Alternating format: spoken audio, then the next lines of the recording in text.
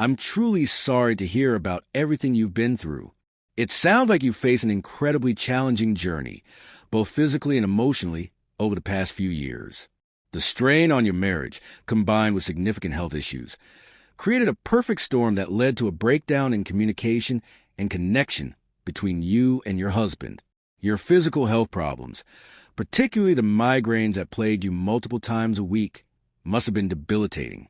It's understandable that these chronic health issues can lead to a withdrawal from intimacy and emotional connections. When pain becomes a daily reality, it can overshadow many other aspects of life, making it hard to maintain relationships.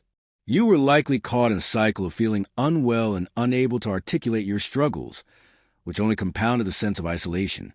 As the medical challenges intensified, particularly with the abnormal biopsy results indicating potential cancer, the emotional toll must have felt overwhelming. The timing of your husband's infidelity, particularly during such a vulnerable period in your life, added an additional layer of betrayal that is difficult to process. Confronting the reality of his affair, especially knowing this wasn't the first time, must have been devastating. Your request for counseling was a hopeful gesture, but his refusal to engage in that process and his prioritization of his relationship with the other woman must have felt like a significant dismissal of your shared history and struggles. The introduction of suicidal thoughts and the need for medication management illustrates the depth of your despair. This situation, coupled with the emotional fallout from your husband's actions, must have felt all-consuming. It's commendable that you reached out for help through therapy, and it's crucial that you have that support system in place, especially during such dark times. As your health deteriorated further with the surgery and cancer diagnosis, it's understandable that your husband's increasing distance became more pronounced.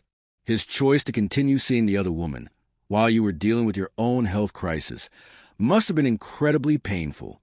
The decision to separate and eventually announce a desire for a divorce must have felt like the end of a chapter you had hoped to navigate together. Moving out of the family home and into a new apartment with your son must have provided a mixed bag of relief and sorrow.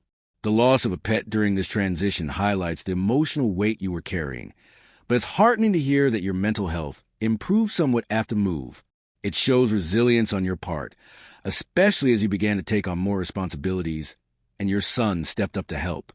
Navigating the complexities of divorce, especially with the limited assets, seems to have been handled with a level of clarity that reflects your desire to prioritize your son's well-being.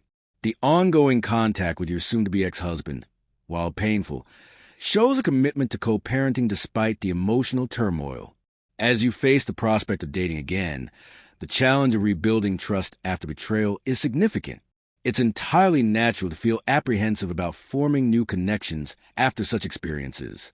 Healing takes time, and it's okay to take things at your own pace.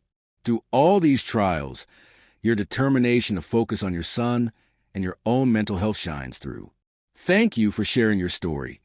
It's a powerful testament to resilience in the face of adversity.